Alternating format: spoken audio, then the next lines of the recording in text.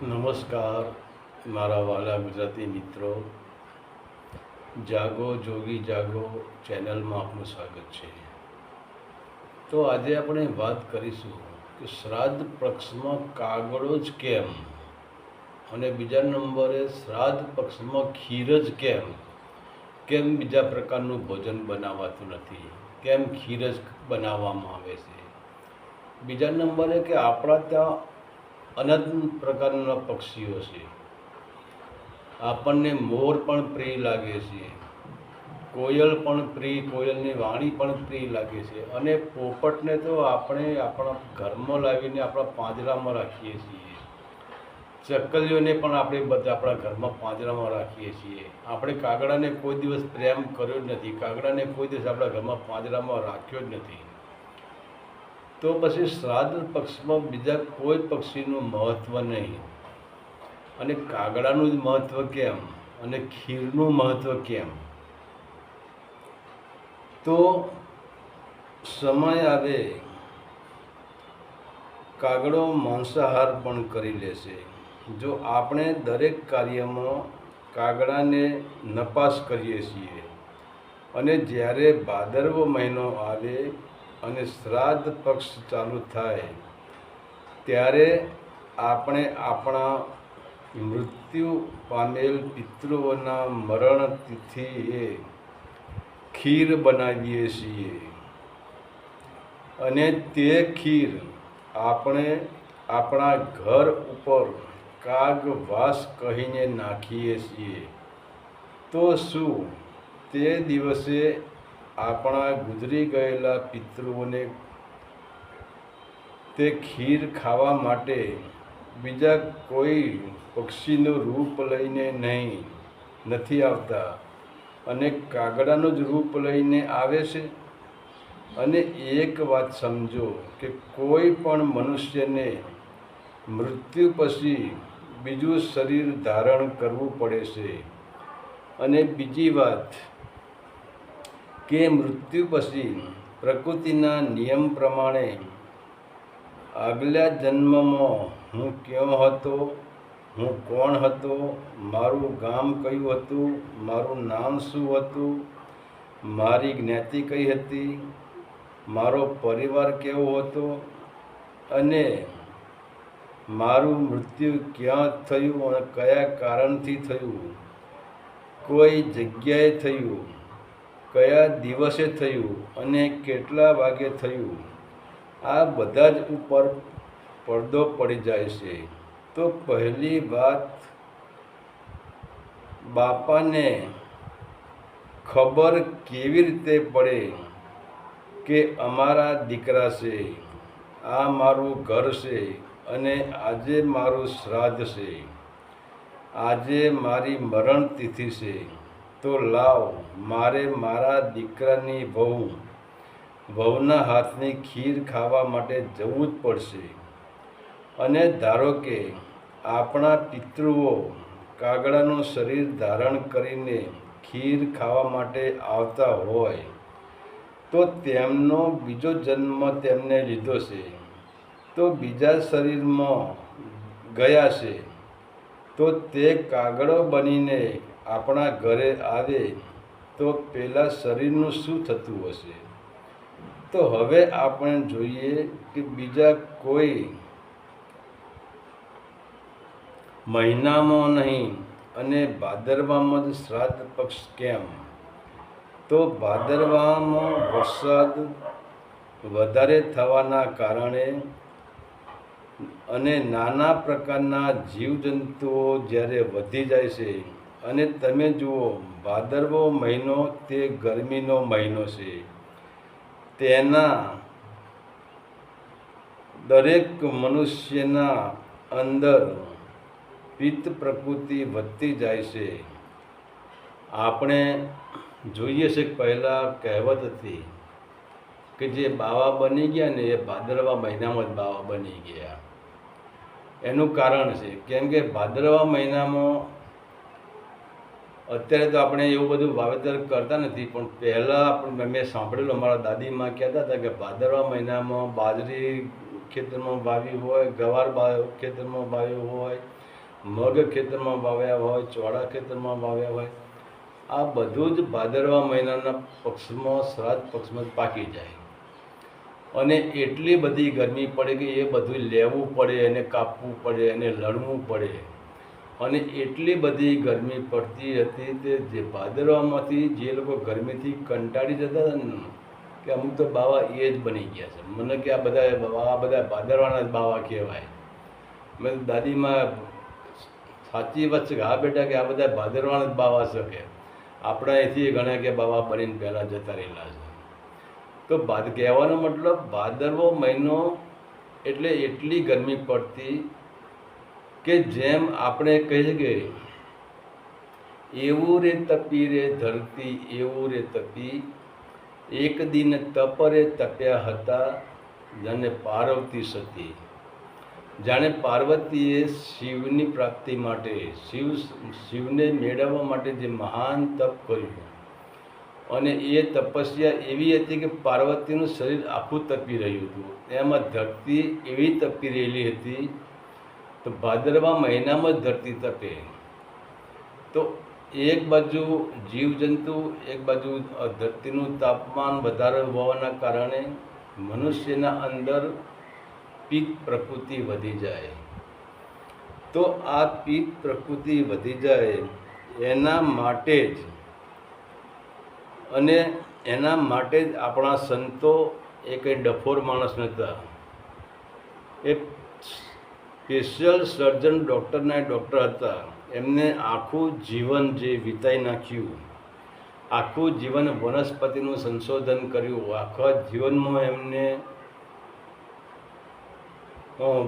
મોસમનું અનુમાન કર્યું, કઈ સિઝનમાં, કઈ મોસમમાં કેટલી ગરમી વધે છે, એ ગરમીની અસર મનુષ્ય શરીર ઉપર કેવી રીતે થાય છે, શિયાળામાં કેવી અસર થાય છે, વાત, પિત્ત, કફ ક્યારે વધે છે, અને એ કફનું સમાધાન કેવી રીતે થાય છે. તો આ બધું જ આપણા ઋષિ મુનિઓએ જંગલમાં રહીને સાધના કરીને પોતે આ બધું એક મહાન, એ ટાઈમે પણ ઋષિમુનિ, આજે ડૉક્ટર ઓપરેશન કરે છે, એ ટાઈમે પણ ઓપરેશન થતા જ હતા. નહોતા થતા એવું કંઈ નથી, થતા જ હતા. પણ એ ઓપરેશનની પ્રક્રિયા કંઈક જુદી હશે અને આજની પ્રક્રિયા કંઈક જુદી છે.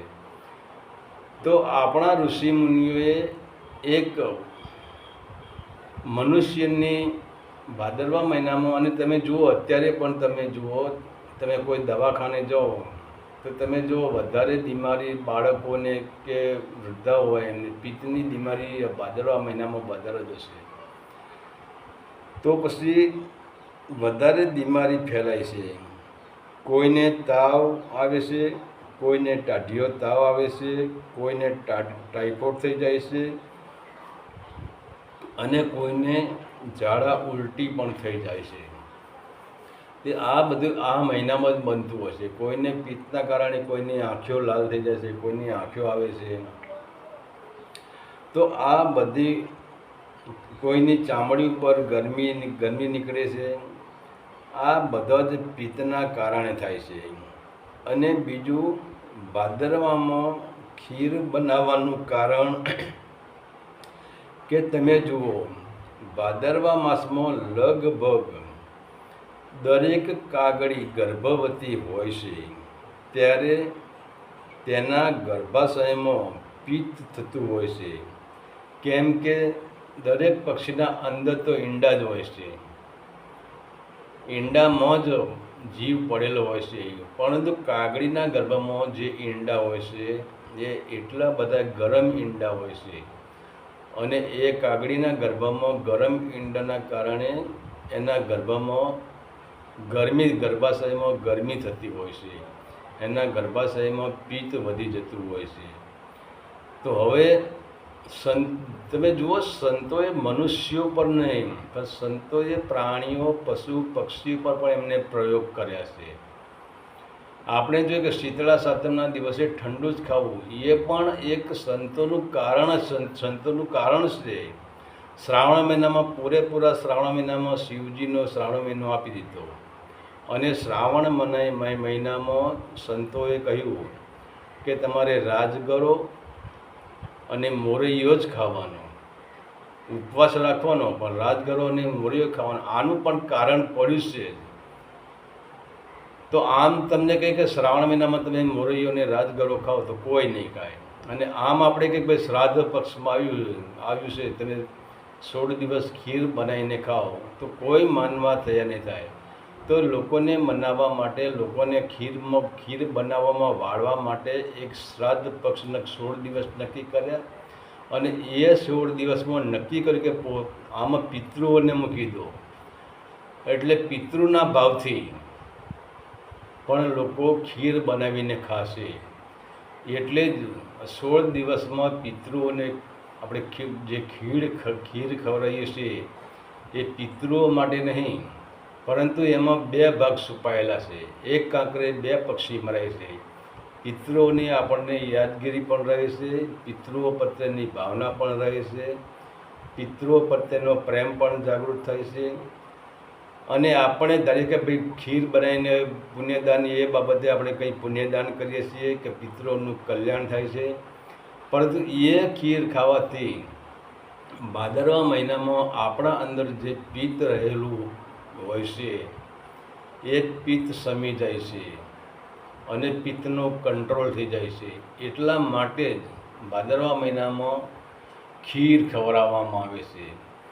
કારણ કે ખીર એટલે તો પછી તમે એવો વિચાર કરશો કે ખીરમાં ચોખા જ આવે છે, તો ચોખાને દૂધ ભેગું કરી લે ના ચાલે, પણ એ ના ચાલે.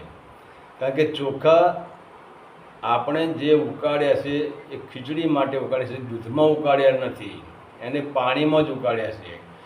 પણ તમારે જો પિત્તનું સમાધાન કરવું હોય, કોઈ પણ મનુષ્યને પિત્ત પ્રકૃતિ વધારે હોય તો એને દૂધમાં ચોખા નાખીને દૂધમાં જ એને ઉકાળવા પડે છે. અને એ ચોખાને જ આપણે ખીર કહીએ છીએ. અને એ ખીર ખાવાથી ગમે એટલું ભયંકર પિત્તની પ્રકૃતિ હોય પણ ધીરે ધીરે એનું સમાધાન થઈ જાય છે. તો પહેલા નંબર ખીર બનાવવાનું કારણ પિત્ત પ્રકૃતિનો નાશ માટે. અને બીજા નંબરે કાગડો કેમ? તો આપણે કાગડાને જ કેમ યાદ કર્યું કે સંતોએ કહ્યું કે સંતોની દૃષ્ટિ બહુ લોભી હોય છે. એ દરેકની એમની નજર કૃપા હોય, એમની નજરમાં કૃપા હોય છે, એમની દયાના નજરમાં કરુણા હોય છે, એમની નજરમાં કલ્યાણ હોય છે. એટલે સંતોએ મનુષ્યનું તો કલ્યાણ કર્યું છે, પરંતુ પક્ષીઓનું પણ કલ્યાણ કર્યું છે. અને એમને સંશોધન કર્યું છે કે કોઈ બીજા પક્ષીમાં નહીં, પરંતુ કાગડીના અંદર જ્યારે ઈંડા હોય છે એના ગર્ભમાં, ત્યારે એના ગર્ભમાં ગરમી થતી હોય છે કે ઈંડાની ગરમી પણ વધારે હોય છે. એટલે કાગડીના ગર્ભાશયમાં પણ શરીરમાં પિત્ત પ્રકોપ થતો હોય છે.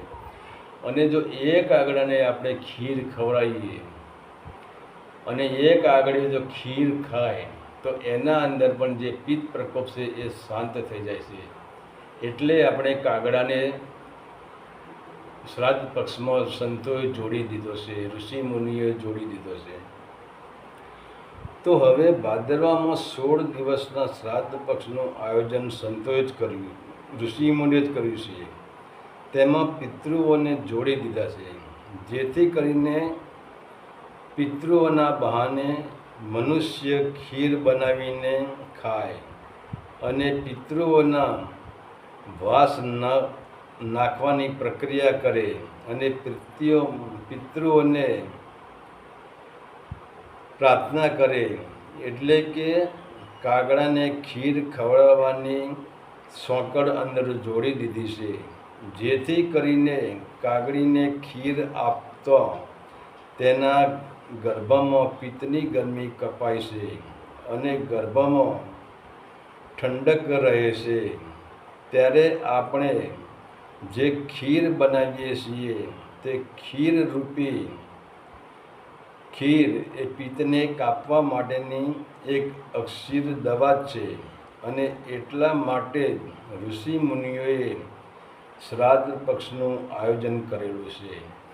તો હવે આપણે જો તો શ્રાદ્ધ પક્ષનો કોઈ પણ પ્રસંગ હોય, આપણા હિન્દુ ધર્મના તમે કોઈ પણ પ્રસંગ લઈ લો, એના અંદર અમુક પ્રકારની જ વસ્તુ બનાવવાની. એમાં ઋષિ મુનિનું પૂરું મનુષ્યના હિત માટે જ આયોજન કરેલું છે. તો હવે આપણને જોઈએ કે શ્રાદ્ધ પક્ષમાં આપણને તમને ખબર કે શ્રાદ્ધ પક્ષમાં ખીર કેમ અને કાગડો કેમ?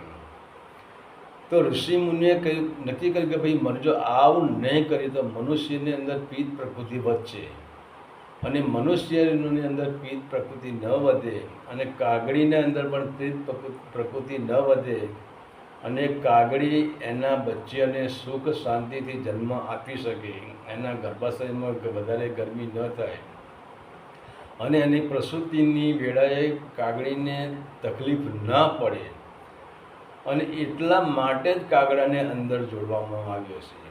અને મનુષ્યને પણ 16 દિવસ એટલા માટે જોડે કે 1 થી 16 દિવસમાં જ બધા મરે છે. એકમથી પૂનમ એટલે 15 દિવસે અને અમાસ એટલે 16 દિવસ અંદર, 16 દિવસના અંદર જ આ પૂરું ચક્કર થઈ જાય છે. બીજું કે જે મનુષ્ય પુણ્ય દાનનું કર્મ ન કરતો હોય એ મનુષ્ય 16 દિવસે પોતાના પિતૃનું સાધના દિવસે પણ કંઈ થોડું ઘણું પુણ્ય કરે છે, અને જેથી કરીને મનુષ્ય પુણ્યદાન થોડું ઘણું પિતૃઓના નિમિત્તે પણ પુણ્યદાન તો કરે જ. અને એટલા માટે જ આપણા ઋષિ મુનિઓએ આ શ્રાદ્ધ પક્ષનું આયોજન કરેલું છે. હરિ ઓમ તત્સદ. આદેશના પ્રણામ.